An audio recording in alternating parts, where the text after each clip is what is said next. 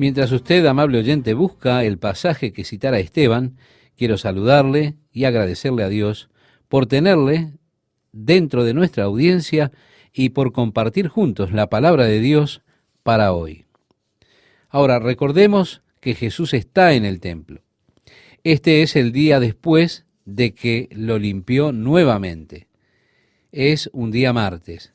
Es el martes en su semana final. Recuerde, el domingo él hizo su entrada triunfal en Jerusalén sobre un asno. El lunes entró y limpió el templo.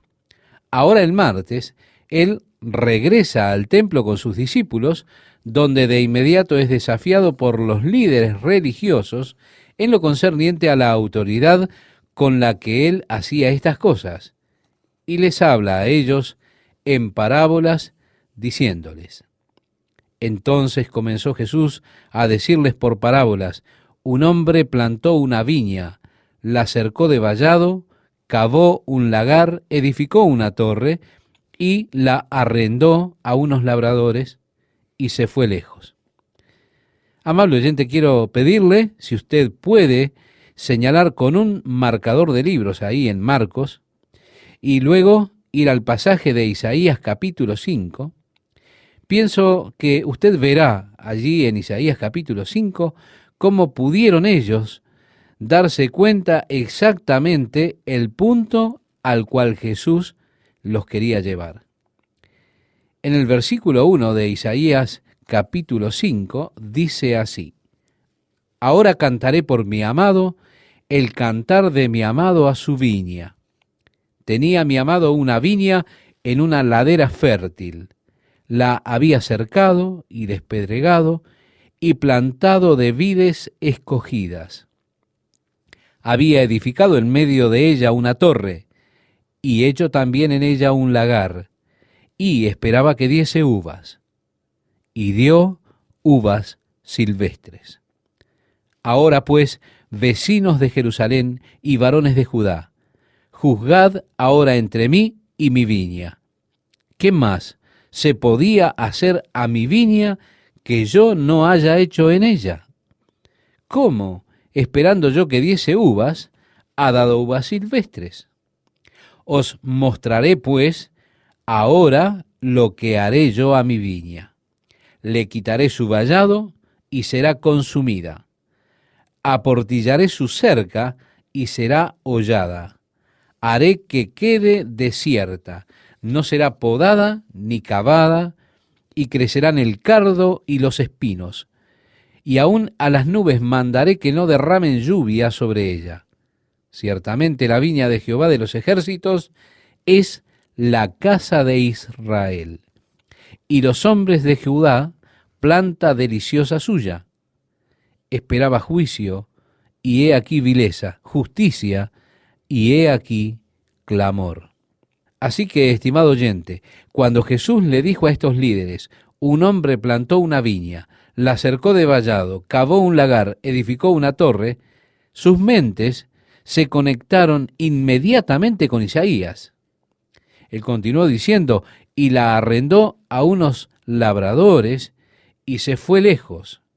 Y a su tiempo envió un siervo a los labradores para que recibiese de éstos el fruto de la viña. Mas ellos, tomándole, le golpearon y le enviaron con las manos vacías. Volvió a enviarles otro siervo, pero apedreándole, le hirieron en la cabeza y también le enviaron afrentado. Volvió a enviar otro, y a éste mataron, y a otros muchos, golpeando a unos y matando a otros. Por último, teniendo aún un hijo suyo amado, lo envió también a ellos diciendo: tendrán respeto a mi hijo. Mas aquellos labradores dijeron entre sí: este es el heredero, venid, matémosle, y la heredad será nuestra. Y tomándole, le mataron y le echaron fuera de la viña. ¿Qué pues hará el señor de la viña? Bien, la parábola es muy obvia.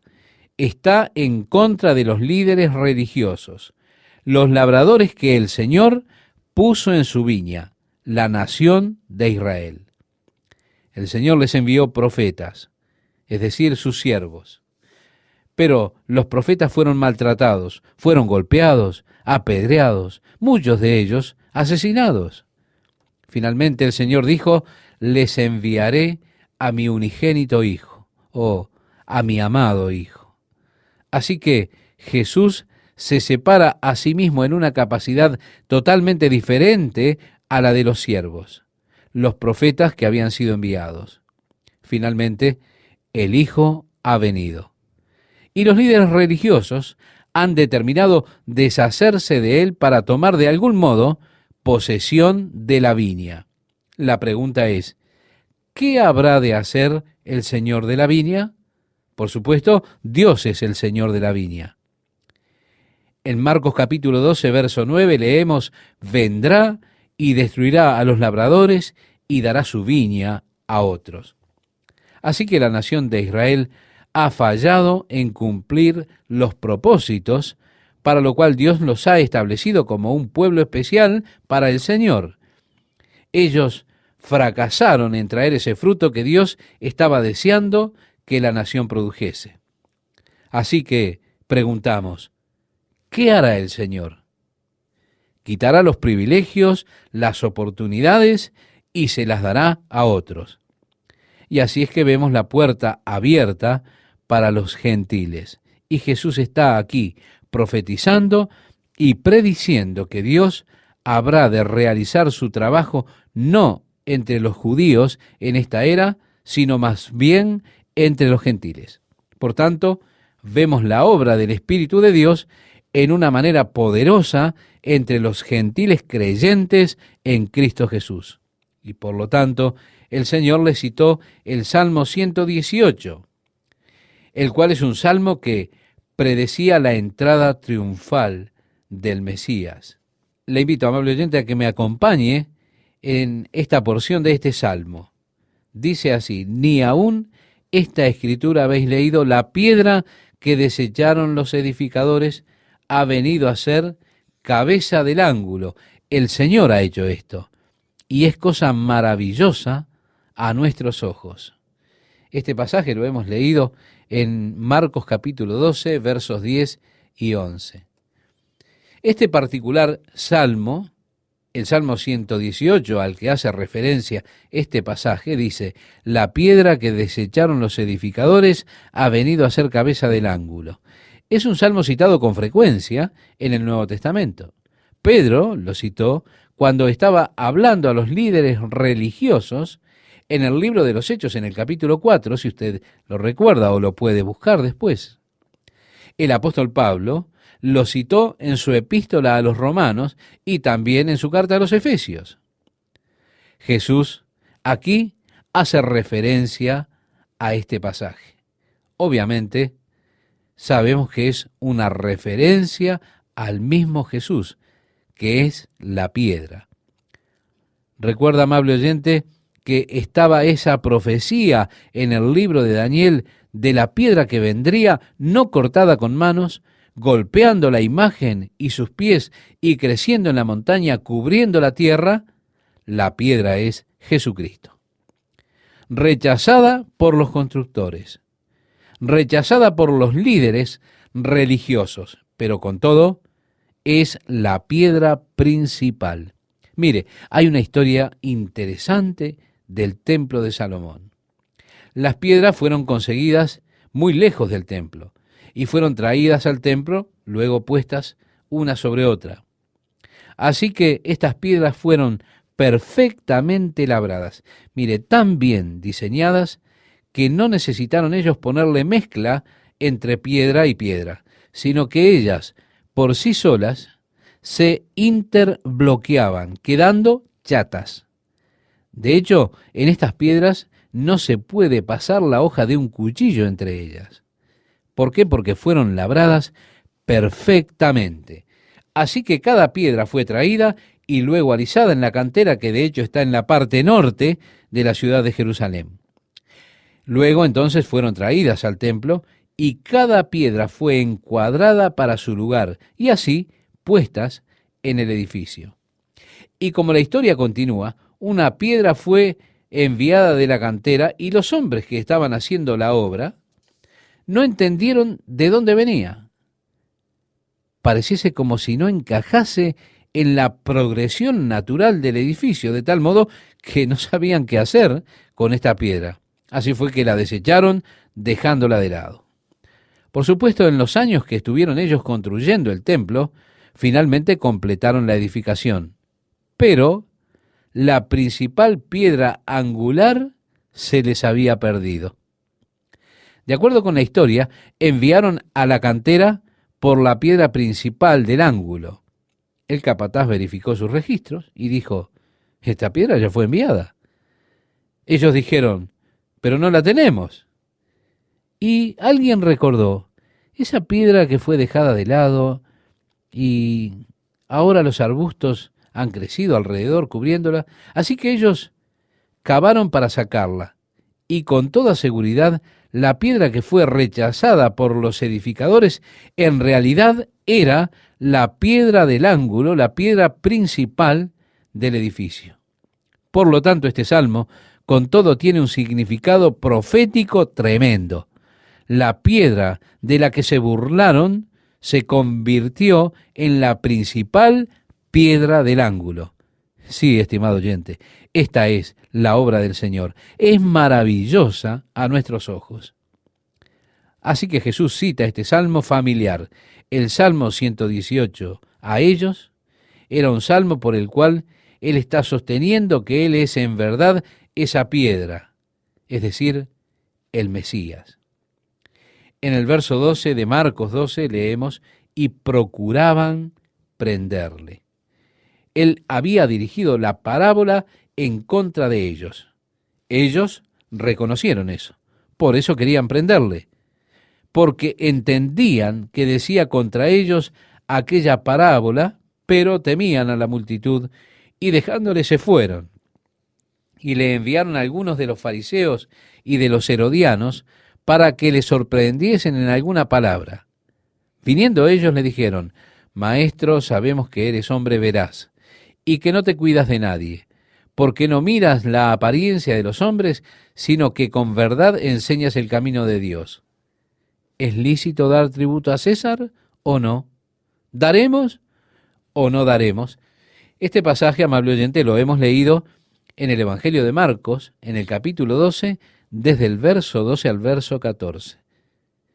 Pero observe, qué reconocimiento, ¿verdad? Esto fue una adulación para tratar de atraparle con la guardia baja, y luego ofrecieron sus preguntas, las cuales estaban diseñadas para atrapar al Señor. ¿Es lícito dar tributo a César o no? ¿Daremos o no daremos? Mire, Judá era una provincia romana. Como tal, el gobernador estaba directamente comisionado por Roma, y el gobierno romano exigía impuestos de ellas, impuestos que eran pagados directamente al gobierno de Roma. Habían 3 impuestos básicos. El primero: usted era gravado sobre la tierra que poseía, y usted tenía que dar el diezmo de su cultivo al gobierno, esto es, el diezmo de sus granos y todo lo de sus campos. Usted tenía que dar 1/5 del fruto, de lo que crecían los árboles que estaban en la tierra. Y tercero y último, usted tenía que pagar cada año 1 denario al gobierno por el solo hecho de existir. Este era un impuesto sobre todos. 1 denario porque usted estaba con vida. Y así que los judíos odiaban estos gravámenes. No les gustaba para nada reconocer la autoridad del Imperio Romano por encima de ellos. Así que esta pregunta fue muy inteligentemente diseñada para atrapar a Jesús, pues pensaban que, como él respondiera, de cualquier manera, él perdería. Si él contestaba: sí, es legal pagar impuestos a César, entonces todos estos judíos que odiaban los impuestos se irían lejos y no le volverían a escuchar a él. Ahora, si él decía: no es legal pagar impuestos al César, entonces saldrían, elevarían un reporte acerca de él y le arrestarían como un líder sedicioso. Así que sintieron que la pregunta no tenía escapatoria posible para Jesús. Una pregunta muy inteligentemente diseñada. Probablemente les tomó mucho tiempo resolverla. El verso 15 dice: mas él, percibiendo la hipocresía de ellos, les dijo: ¿por qué me tentáis? Traedme la moneda para que la vea. Era un denario lo que ellos tenían que pagar por vivir. Por supuesto, tenía al emperador de turno, que en este tiempo era Tito, su pequeña imagen estaba sobre ella. Me resulta interesante que Jesús no portase una moneda. Él pidió una. La sostuvo y dijo: ¿de quién es esta imagen y la inscripción? Ellos le dijeron: de César. Y esta tiene una imagen y debajo la leyenda: Pontifex Máximo. ¿Quién es este? Ellos se la trajeron y les dijo: ¿de quién es esta imagen y la inscripción? Ellos le dijeron: de César. Respondiendo Jesús les dijo: dad a César lo que es de César, y a Dios lo que es de Dios. Ahora, en realidad estas monedas eran todas consideradas de propiedad del César, de los gobernantes. El pueblo podía usarlas, pero en realidad consideraban que todas eran del gobierno. Como dicen todas las monedas que ustedes tienen, también en mi país dice nota de la Reserva Federal, o lo que sea. Es el gobierno quien le da este medio para que usted pueda intercambiar. Así que Jesús cuidadosamente escapó de la trampa que ellos le habían tendido. El verso 18 dice: y se maravillaron de él.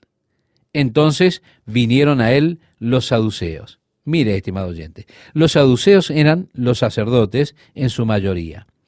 El sumo sacerdote en ese tiempo siempre era un saduceo. Ellos eran materialistas. No eran estos hombres verdaderamente espirituales en lo absoluto, sino que habían ganado el control de todo el sistema religioso. Ellos no creían en los espíritus, no creían en los ángeles, no creían en la resurrección del cuerpo. Así que dijeron: Maestro, Moisés nos escribió que si el hermano de alguno muriere y dejare esposa, pero no dejare hijos, que su hermano se case con ella y levante descendencia a su hermano. Esto era una parte de la ley mosaica. Es dada a nosotros allí en Deuteronomio y es una ley muy importante. El propósito, por supuesto, era que el nombre de la familia no muriese en Israel.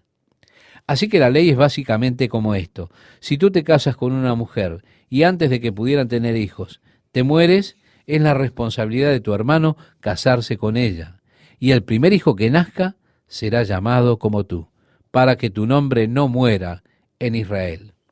Bien, dice tu hermano más joven que no tiene ganas de casarse con ella. Él dice: no quiero tener nada que ver con ella. Ella le dio a mi hermano un pasar tan malo que yo no quiero tener nada que ver con ella. Luego entonces ellos vendrían a la puerta de la ciudad en donde siempre era hecho el juicio. Usted lee: en las puertas de la ciudad.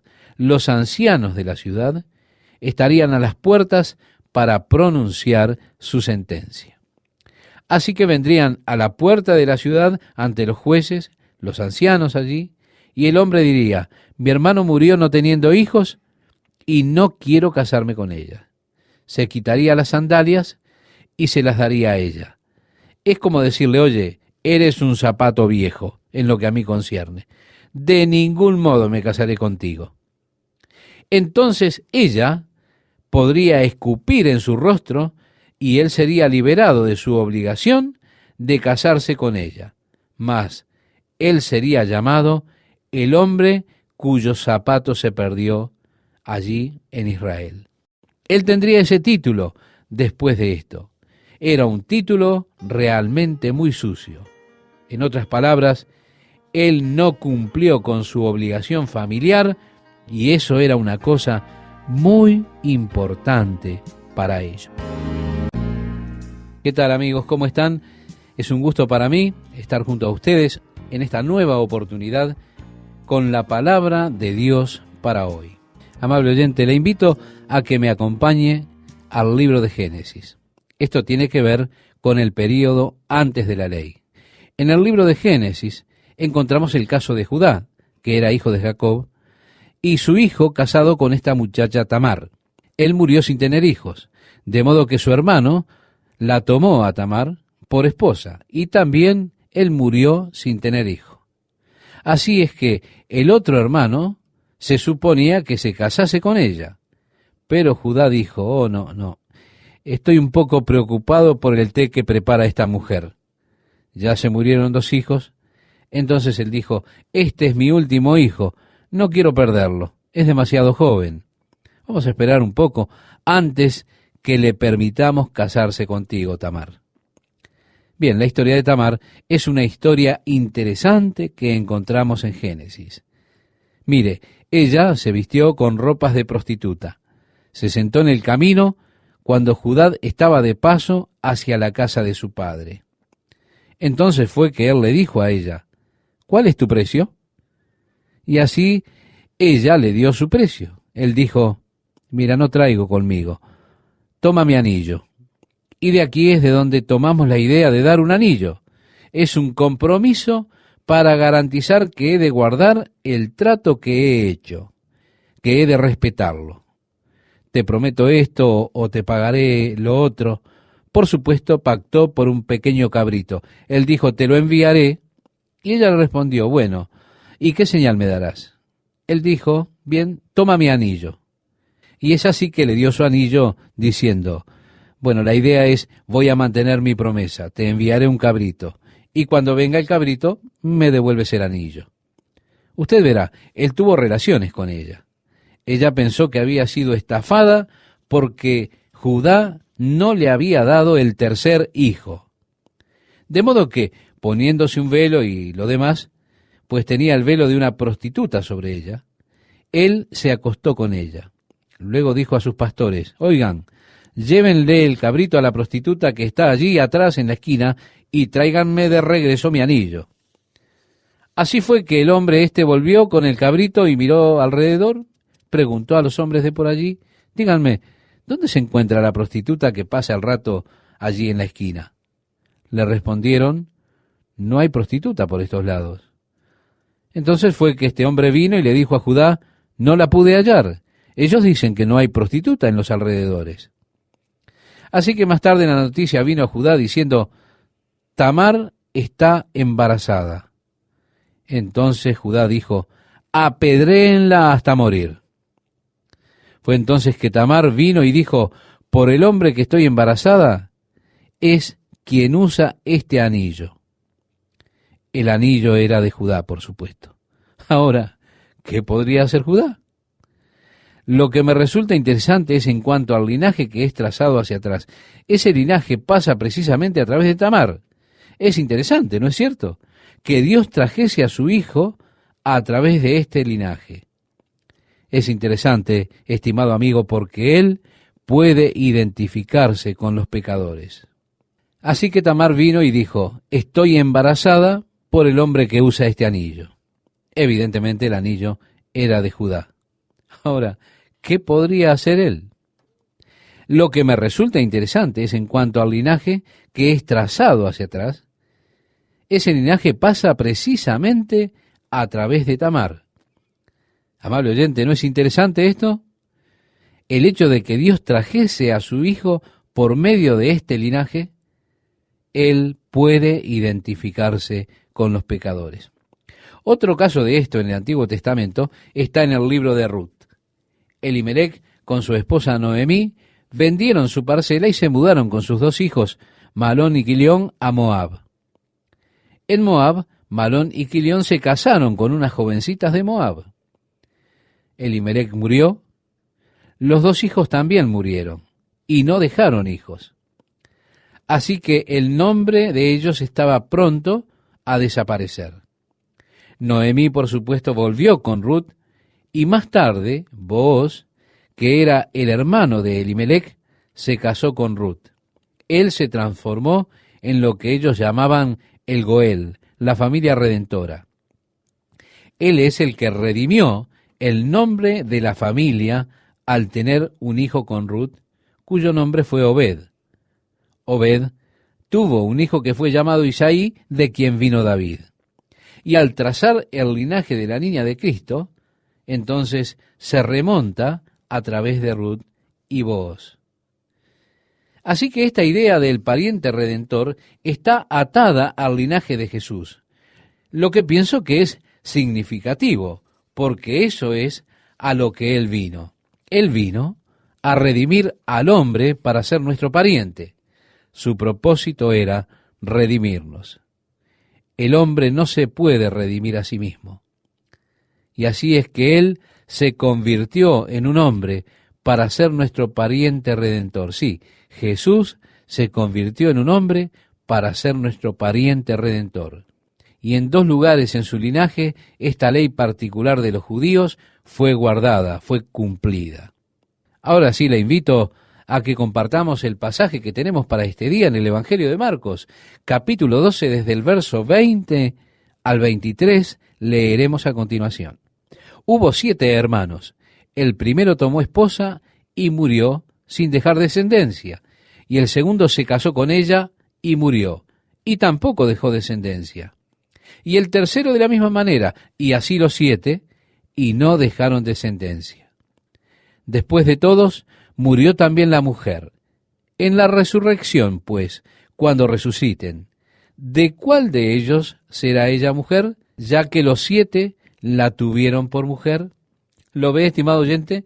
Ellos están creando un caso hipotético mediante el cual están tratando de demostrar que la idea de la resurrección de los muertos podía únicamente crear una cantidad de problemas. Y aquí hay un gran problema, porque usted puede ver a 7 sujetos que están peleando por una mujer porque ella había estado casada con los 7. Pero ninguno de ellos tuvo un hijo. Y es así que pintaron esta gran confusión en cuanto a ver qué pasaría en la resurrección. Por supuesto, hay otros que han previsto grandes problemas con la resurrección. Digamos que usted, por ejemplo, tiene un trasplante de riñón. ¿Quién se queda con el riñón en la resurrección? Nuestros cuerpos están constituidos por químicos. Y cuando una persona muere en la pradera y cavan un hoyo y le entierran, el cuerpo se descompone en varios químicos. Y el pasto de la pradera envía sus raíces hacia abajo y se alimenta de los químicos del cuerpo descompuesto. Y esos químicos ahora son traídos arriba por la raíz al pasto de la pradera. Luego, la vaca se los come con los químicos de algún cuerpo de alguien. Después alguno ordeña la vaca, obtiene estos químicos de la leche, bebe la leche y lo asimila haciéndolos parte de su organismo. Ahora bien, en la resurrección, ¿cuál cuerpo en la resurrección tendrá esos químicos? Las mismas dificultades hipotéticas de las personas, todas proceden de la misma ignorancia. Jesús dijo, entonces respondiendo Jesús, les dijo, ¿no erráis por esto? ¿Porque ignoráis las Escrituras y el poder de Dios? Porque cuando resuciten de los muertos, ni se casarán, ni se darán en casamiento, sino serán como los ángeles que están en los cielos. Pero respecto a que los muertos resucitan, ¿no habéis leído en el libro de Moisés? Los saduceos, siendo materialistas, rechazaron todo el Antiguo Testamento, excepto los 5 libros de Moisés, y dijeron, no hay lugar donde la inmortalidad o resurrección se enseñe en el Pentateuco. Todo eso vino después con los profetas y demás, pero nada hay de ello en el Pentateuco, es decir, los 5 primeros libros de la Biblia. Así es que Jesús les llevó al Pentateuco. Como le habló Dios en la zarza diciendo, yo soy el Dios de Abraham, el Dios de Isaac, el Dios de Jacob. Y Jesús dijo, Dios no es Dios de muertos, sino Dios de vivos. Así que vosotros mucho erráis. Hemos leído este pasaje de Marcos, capítulo 12, versículos 26 y 27, estimado oyente. Con su propio libro de Moisés, Jesús los dejó callados.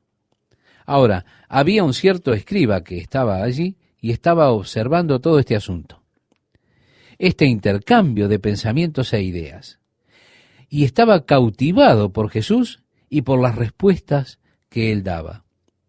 Entonces leemos el verso 28 que, acercándose uno de los escribas, que los había oído disputar y sabía que les había respondido bien, le preguntó. Las dos primeras fueron preguntas deshonestas. Una pregunta deshonesta es una que no busca una respuesta, busca un argumento. Tengo una opinión que quiero probar, quiero llegar a un argumento con usted y mostrarle que usted está equivocado. Yo hago una pregunta, pero realmente no espero su respuesta. Realmente no me interesa su respuesta. Su respuesta es equivocada y yo voy a probarlo. Una pregunta honesta busca una respuesta. Yo quiero saber. Hago una pregunta. Eso es honesto. Hay muchas veces en que nosotros somos cuestionados por las personas y las preguntas no son sinceras, no son honestas. Cuando una persona dice, ¿por qué ustedes no bautizan a las personas en el momento en que aceptan a Jesús? Yo sé que esa no es una pregunta honesta. ¿Por qué? Porque ellos realmente no quieren saberlo. Lo que quieren es llegar a una gran controversia con usted, porque ellos sí creen en la regeneración del bautismo, y si usted muriera antes del próximo fin de semana y perdiera así su oportunidad de ser bautizado de acuerdo a su teología, usted entonces estaría perdido. Y por eso ellos hacen esa pregunta. Y usted sabe que esa pregunta no es honesta. A mí realmente no me gusta entrar en controversias sobre las Escrituras. En el momento en que yo puedo discernir que no es una pregunta honesta, inmediatamente dejo de hablar. Quiero decir, no estoy interesado en entrar en disputas o en argumentos. La Biblia dice, el que ignora, que ignore. Esto se puede aplicar a mí como a cualquiera. Esta persona tenía una pregunta honesta en su corazón cuando vino a Jesús. Es una pregunta que debería preocupar a cada hombre que llega a la convicción de la existencia de Dios. Usted dice que cree en Dios. Hey, usted no puede descansar solo en eso. No alcanza con detenerse allí. Vea usted, si usted cree que Dios existe, entonces de repente, cuando usted comience a desarrollarse a partir de ese concepto básico, Dios existe, usted comienza a partir de allí a manejar muchas cosas desde ese punto de vista. Quiero decirle que yo crecí en un hogar cristiano. Desde que tenía 13 días de edad, a mí me llevaron a la iglesia. Dormía en los bancos. Crecí en ese ambiente, en esa atmósfera. Aún así, como todo adolescente, yo pensé en lo que debía hacer. Llegué a ese lugar en mi propio crecimiento, en mi propio desarrollo, en que debía crear mi propia relación con Dios. Debía desarrollar mi propio fundamento, mi propia teología, mi propia base de fe. Cuando pasaba por ese periodo, siendo desafiado intelectualmente por mis estudios, por mis clases de filosofía y biología y demás, hubo un corto periodo de tiempo en que yo cuestionaba absolutamente todo. Incluso comencé a cuestionar la existencia de Dios y me preguntaba si yo realmente creía que Dios existía. Tal vez había algo de ateísmo. Tal vez fue solo algo suscitado por el hombre. Y pasé por un par de semanas de real miseria, cuando estaba en esta posición casi naufragando al tener estos pensamientos. Tal vez Dios no existe, y tal vez son solo conceptos de hombres e ideas, ya que Él necesita creer en algo. Estaba atravesando por esto en mi mente. Luego pensé, bien, es más fácil creer que Dios existe que no creer que Él existe. Al observar al mundo a mi alrededor, el universo a mi alrededor, es más fácil creer en la existencia de Dios que no creer en la existencia de Dios. Mire, si usted no cree en la existencia de Dios, entonces hay muchas cosas que usted tiene para explicar. Los imponderables. ¿Cómo puede ver usted? ¿cómo puede oír usted? ¿Cómo puede caminar usted? ¿Cómo es que usted puede sentir? ¿Cómo puede recordar? ¿Cómo puede tener usted todas estas capacidades solo por azar? Mire, no creer en Dios deja muchas preguntas sin respuesta. Así que dije, muy bien, yo creo en Dios. Usted dirá, bueno, eso no es gran cosa. Bien, si usted se está hundiendo, es horrible no encontrar que su pie dé con algo sólido. Y pensé, sí, yo creo en Dios, pero espera un minuto. No podía detenerme allí, solo en la creencia en Dios. No podía detenerme solamente allí. Si Dios existe, y llegué a esa creencia por la observación de la creación alrededor mío y por la observación de mí mismo, y al observar la creación veo el diseño y los propósitos, veo el delicado balance natural, veo los ciclos del oxígeno, nitrógeno, veo las proporciones del agua y la tierra, 2/3 a 1/3. Todo esto es por un diseño. Ellos deben existir porque todos son necesarios para la existencia del hombre. Sí, Dios tiene un diseño y un propósito para mí. Y si Dios tiene un propósito para mí, entonces, ¿cuál es el propósito? Y a ese punto es al que llegó este hombre cuando vino a Jesús. ¿Cuál es el propósito de Dios para mí? Esto es básicamente lo que significa esa pregunta. ¿Cuál es el primer mandamiento de todos? ¿Qué es lo más importante, en otras palabras? Primero, para ir en orden, no es ¿cuál es el primer mandamiento que Dios dio? El primer mandamiento fue no coman del árbol que está en medio del jardín. Pero el primero, o sea, el mandamiento más importante de Dios, ¿cuál es? Jesús le respondió, el primer mandamiento de todos es, oye Israel, el Señor nuestro Dios, el Señor uno es. Mire, él regresa a Deuteronomio, a lo que es conocido como la Yemá. Es esa porción que los judíos enrollan en esas pequeñas cajas que atan en sus muñecas, las cajas que ponen en sus frentes. Todos ellos tienen esta Yemá en ella. Oye Israel, el Señor nuestro Dios, el Señor uno es. Se acostumbraba en sus días de fiesta, cuando se reunían en el monte del templo, que ellos comenzaban a cantar esto todos juntos. Oye Israel, el Señor nuestro Dios, el Señor uno es. Esto es muy interesante para mí, que incluso en esta declaración, la Yemá, el gran mandamiento, el primero, el mandato primario, que la palabra uno, el Señor nuestro Dios, el Señor uno es, la palabra uno es la palabra hebrea echad, que indica una unidad compuesta. Hay otra palabra hebrea para definir uno. Esa palabra es yachid. Esta palabra hace referencia a una unidad absoluta. Mire, yo tengo 5 dedos, pero una mano. Así que usted tiene una mano, pero es una unidad compuesta. Hay mejores ejemplos de unidad compuesta, por supuesto. Usted tiene un huevo, pero se compone de cáscara, clara y yema. Es solo un huevo, una unidad compuesta. Los dos serán uno, hablando del matrimonio. Echad se traduce uno, pero son dos que se vuelven uno, la unidad compuesta. Así que el Señor nuestro Dios es calificado con esta palabra, echad, una unidad compuesta. El Señor uno es. También es interesante para mí, pero es un impedimento para los integrantes de una secta religiosa que aquí y en cualquier lugar del Nuevo Testamento el nombre Yahvé es traducido al griego Kurios. Este es el título que generalmente se le daba a Jesucristo.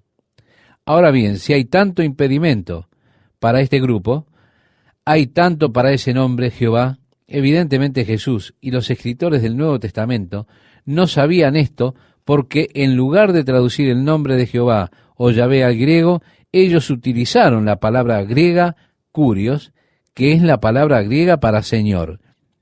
Ese es el título que se le daba a Jesucristo. Y leemos que Dios le ha dado a él un nombre que es sobre todo nombre, que por el nombre de Jesús toda rodilla se doblará y cada lengua confesará que Jesucristo es Curios, es decir, Señor, que es la traducción del Antiguo Testamento de Yahvé o Jehová. Así que estos religiosos tienen allí un interesante problema que enfrentar. Jesús está mencionando lo primario, lo más importante. Lo básico es, usted debe conocer la verdad y al verdadero Dios. Eso es lo primero, conocer la verdad y conocer al Dios verdadero. ¿Qué tal, amigos? ¿Cómo están? Qué alegría saludarles y estar juntos nuevamente para compartir la palabra de Dios para hoy. Jesús aquí está diciendo la cosa primordial, la más importante. Lo básico es que usted debe conocer al Dios vivo y verdadero. Eso es lo primero, conocer al Dios verdadero, al Dios viviente. Usted dirá, con tantas religiones, ¿cómo puede usted saber cuál es el verdadero Dios? Ese fue mi próximo peldaño cuando me encontraba construyendo mi fe y mi relación con Dios. Así fue que estudié por mucho tiempo el mahometanismo, estudié el budismo, comencé a hacer un estudio serio de la Biblia. Si Dios existe y Dios me creó con un propósito, entonces sería necesario que Dios se revele a sí mismo al hombre tempranamente en la historia de éste. Y Dios necesariamente debería perpetuar esa revelación hasta el presente. Fue así que rechacé todos los sistemas religiosos del pasado que habían caído por esa senda. Rechacé también todas esas nuevas religiones que han salido en los años recientes.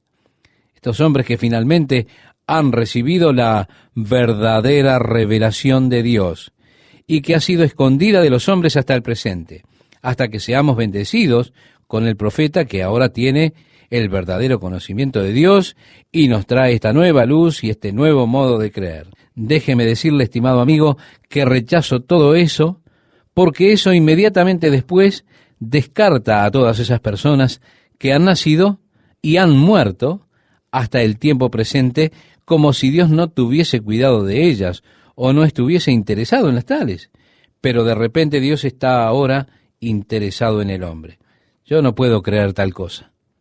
Tiene que ser una revelación de Dios que comenzó temprano en la historia del hombre y se mantuvo hasta el presente. Así que esto es por lo que me decidí, es decir, las tres cosas que habré de presentar. Pero mientras estudiaba, cuanto más estudiaba, más me convencía de que la Biblia era en verdad la revelación de Dios. Hoy no tengo preguntas, no tengo ningún mareo. Sin dudas, esto es en verdad la revelación de Dios para el hombre. Y permanece separada, apartada, distintiva y en muchos casos en oposición a los sistemas religiosos del hombre. ¿Por qué? Porque los sistemas religiosos son el intento del hombre de alcanzar a Dios. En cambio, el cristianismo es el intento de Dios por alcanzar al hombre. Por supuesto, cuando leo la Biblia, me fascino con ese aspecto profético de la Biblia, que lo que ella declara es la prueba incorporada de sus orígenes, pues la Biblia se origina con Dios. Acordaos de las cosas pasadas, de los tiempos antiguos, porque yo soy Dios y no hay otro Dios, y nada hay semejante a mí, que anuncio lo porvenir desde el principio, y desde la antigüedad lo que aún no era hecho, dice en Isaías capítulo 46, versículo 9. Jesús dijo, desde ahora os lo digo antes que suceda, para que cuando suceda, creáis que yo soy. Esto lo leemos en el Evangelio de Juan, capítulo 13, verso 19. Así que tenemos ese elemento profético que podemos incluso leer y conocer en el tiempo presente, que Dios ha hablado de los mismos días en los cuales existimos y ha profetizado con anterioridad cosas que vemos en este mundo que nos rodea. El acontecimiento de Israel como nación, quiéranlo o no reconocer los demás, ellos están allí. La palabra de Dios dijo que estarían allí. Dios dice, desde antes que suceda, Os lo digo para que cuando suceda, creáis. Y así es que tenemos ese sistema de pruebas incorporado en la Biblia. Lo más importante para cualquier hombre es descubrir al verdadero Dios, al Dios viviente. Como dice en Deuteronomio, oye Israel, Jehová nuestro Dios, Jehová uno es. En segundo lugar, usted tiene que venir a una relación amorosa con Él. Pues leemos en Marcos capítulo 12, verso 30, y amarás al Señor tu Dios con todo tu corazón, y con toda tu alma, y con toda tu mente, y con todas tus fuerzas. Este es el principal mandamiento. Ame a Dios supremamente, estimado oyente. Dios tiene que convertirse en el centro de su existencia, en el centro de su vida. Y todas las vidas de los hombres giran en torno a algo. Existe en cada vida ese centro, y es muy importante que usted se examine a sí mismo para descubrir cuál es el centro de su vida, alrededor de qué está girando su vida. En la mayoría de las personas es sobre sí mismas, puesto que la mayoría de las personas viven vidas egoístas. Pero la Biblia le asegura que la vida centrada en uno mismo está destinada a ser vacía, está destinada a la frustración. El libro de Eclesiastés le da un ejemplo clásico de Salomón, el cual vivió una vida egoísta. Hizo todo para sí mismo. Y él terminó con ese clamor acusador, vanidad de vanidades. O podríamos decir, vacío de vacíos. Todo es vacío y frustrante. Él lo hizo todo, lo tuvo todo, pero porque estaba centrada su vida en él mismo, no fue cumplida y terminó con un cinismo amargo, como termina una persona que vive para sí misma. Cuando usted llegue al final del camino, usted dirá, no tenía valor. La vida es un error trágico, es una farsa, no tiene significado. Comencé como un accidente y me voy como un accidente. Y no hay motivo. Cuán vacío es todo. Eso será porque usted se puso a sí mismo como el centro de su vida. Usted, estimado amigo, estimada amiga, necesita tener a Dios como el centro de su ser. Y eso es lo que Jesús dice que es lo más importante, lo primordial, tener a Dios como el centro de su vida y venir a una relación amorosa con Él. Amarás al Señor tu Dios. Ahora bien, el segundo mandamiento en orden de prioridad es similar al primero, y este es, amarás a tu prójimo como a ti mismo. Esto lo leemos en Marcos 12, verso 31. Usted no puede hacer esto a menos que Dios sea el centro de su vida. Verá, Él está atacando esa vida egoísta porque ahora, en lugar de amarse a sí mismo supremamente, usted tiene que amar a su prójimo como a usted mismo. Y usted no puede hacer eso a menos que ame a Dios supremamente. Y es solamente cuando ama a Dios de esa manera que usted podrá cumplir el segundo mandamiento, es decir, amarás a tu prójimo como a ti mismo. En esto está todo, la ley y los profetas. Esto resume enteramente el Antiguo Testamento. Es de lo que trata, una relación de amor con Dios para que usted tenga una relación significativa con su prójimo. Dios en el eje vertical de su vida, para que el plano horizontal esté también en equilibrio. Ahora bien, las personas se han arruinado en este plano horizontal. Sus relaciones interpersonales se desbarataron completamente, de modo que usted se amedrenta y trata de entenderse a usted mismo diciendo, ¿por qué reacciono así? ¿Por qué es que respondo de esta manera? ¿Por qué pego estos alaridos, estos gritos? ¿Por qué ahuyento a las personas? ¿Por qué será que actúo de modo tan antisocial? Así que hay quienes tratan de profundizar en su psiquis y demás, y le dicen, ¿por qué no se toma un Valium o alguna otra cosa? No le va a hacer mucha diferencia. De este modo es que le está tratando de ayudar a equilibrar estas relaciones interpersonales en el plano horizontal. Usted verá que hay muchas personas gastando sus vidas al tratar de mantener las cosas en perfecto equilibrio. Pero siempre está todo como patas arriba. Usted tiene que venir al eje, mi amigo. Usted se encuentra descentrado. Su relación con Dios se ha esfumado y su eje está inclinado. Por tanto, su plano horizontal, girando en torno a ese eje, se volverá un loco remolino arriba y abajo y arriba y abajo y arriba y abajo, hasta que usted diga, oh Dios, detén esto, quiero salir. La primera cosa que usted necesita, estimado oyente, es, esté bien con Dios, conozca a Dios, ame a Dios. La segunda cosa caerá en orden, amando a su prójimo como a usted mismo. Este hombre estaba intrigado con la respuesta. Él pensó, muy bien, me quedo con eso. Y repitió esto para confirmarlo en su mente y le dijo, ¿cómo leemos en ese pasaje? Entonces el escriba le dijo, bien, maestro, verdad has dicho, que uno es Dios y no hay otro fuera de él. Y el amarle con todo el corazón, con todo el entendimiento, con toda el alma y con todas las fuerzas, y amar al prójimo como a uno mismo, es más que todos los holocaustos y sacrificios. Jesús, entonces, viendo que había respondido sabiamente, le dijo, no estás lejos del reino de Dios.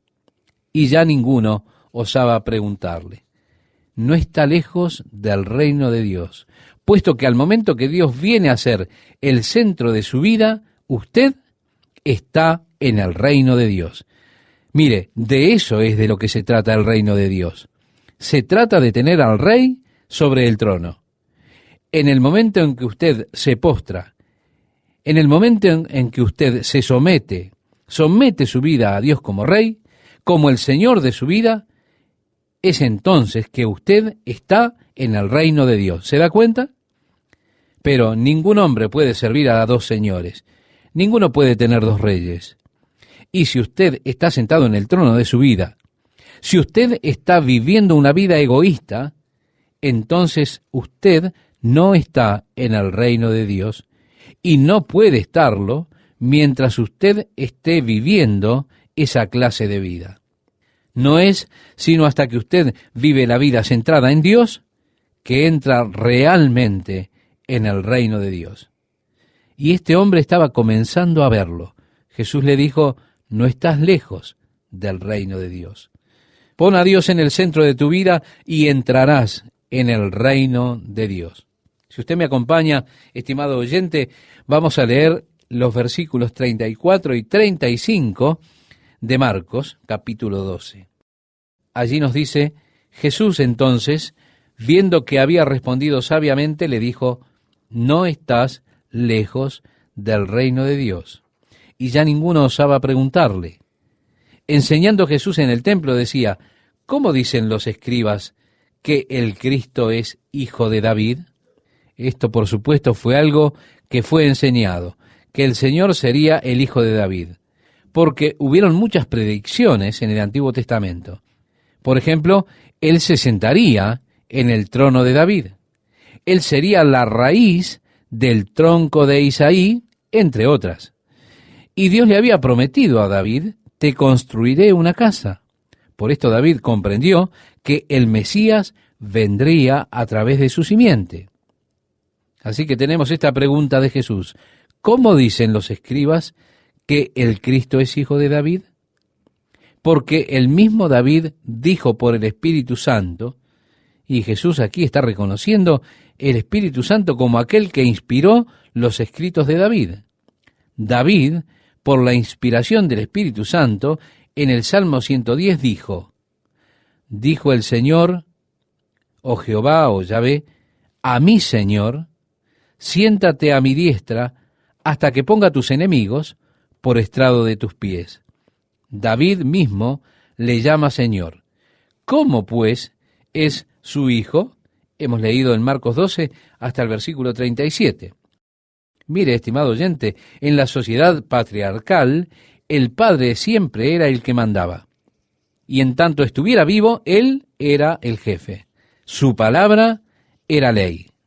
Aun cuando sus hijos tuviesen 18 o 19 años, si él estaba con vida, su palabra era la ley.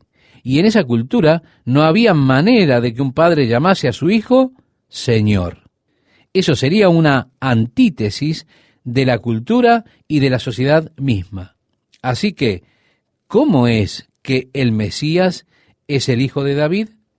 ¿Cómo es que David le llamó Señor mediante la inspiración del Espíritu Santo? ¿Cómo puede él ser su hijo? Y leemos en el verso 37, y gran multitud del pueblo le oía de buena gana, y les decía en su doctrina, guardaos de los escribas que gustan de andar con largas ropas y aman las salutaciones en las plazas. Les decían, rabí, rabí o doctor, doctor. Seguimos la lectura y nos dice, y las primeras sillas en las sinagogas, y los primeros asientos en las cenas, que devoran las casas de las viudas y por pretexto hacen largas oraciones. Estos recibirán mayor condenación. Sí, amable oyente, sacaban ventaja de las ancianas. En el Seguro Social, con sus cartas que escribían, contando de la desesperante necesidad que tenía Dios por su cheque del Seguro Social en este mes. Si no, parecería que Dios estaría en bancarrota. Y el negocio de Dios quebraría a menos que ellas sacrificasen, ¿se da cuenta? Le diré algo. Tengo una montaña de cartas que usted no podría creerlo. No creería la basura que escriben estos hombres. Creo que tiene que haber una condena que sea 7 veces más caliente para ellos. En Marcos 12:40 dice, y por pretexto hacen largas oraciones. Y oigan, está bien, Jesús lo dijo, estos recibirán mayor condenación. Mire, es difícil para mí expresar cómo me siento con respecto a aquellos que sacaron ventaja con propósitos religiosos o detrás de una apariencia religiosa. Realmente de joven no tenía intenciones de ser ministro. Tenía ideas muy establecidas. Era la clase de personas orientada a determinadas metas. Y sabía al momento que estaba en la preparatoria que iba a ser neurocirujano y me estudié todo acerca del cerebro. Desde que era niño me revisaba todos los libros de la biblioteca, leía todo acerca del cerebro, estaba realmente fascinado con el cerebro humano. Yo sabía que iba a ser neurocirujano, tomando todos los cursos que me preparasen para esa profesión. Y tenía algo grande en contra de la mayoría de los ministros cristianos que conocía. Yo no sentía que fuesen verdaderos, que fuesen honestos, que fuesen gente normal. Veía mucha hipocresía y eso me preocupaba. Esa es una de las razones por las que no quería entrar en el ministerio. Pero cuando el Señor comenzó a hablarle a mi corazón en cuanto al ministerio, yo dije, oh Señor, ni ahí. No quiero ser uno de esos hombres. Soy demasiado normal, Señor. Esta cosa de las artimañas con el dinero era lo que realmente me molestaba a fondo. Y dije, Señor, nunca podría pedirle a las personas dinero. Y el Señor me aseguró que Él sería mi proveedor. Él tendría cuidado de mis necesidades. Esto me exasperaba, todas esas muchas artimañas que son usadas para recabar fondos o para extraer o sacarle el dinero a las personas. Bueno, sigamos. En el verso 41 de Marcos 12 leemos, estando Jesús sentado delante del arca de la ofrenda, miraba cómo el pueblo echaba dinero en el arca, y muchos ricos echaban mucho. Jesús más temprano parece haber venido sobre esto. Él dijo, cuando des limosna, no seáis como los fariseos, que hacen tocar trompeta delante de ellos y hacen un gran show sobre lo que dan a Dios. Él dijo que no sepa tu derecha lo que hace tu izquierda. Da a tu Padre que está en secreto y Él te recompensará en público.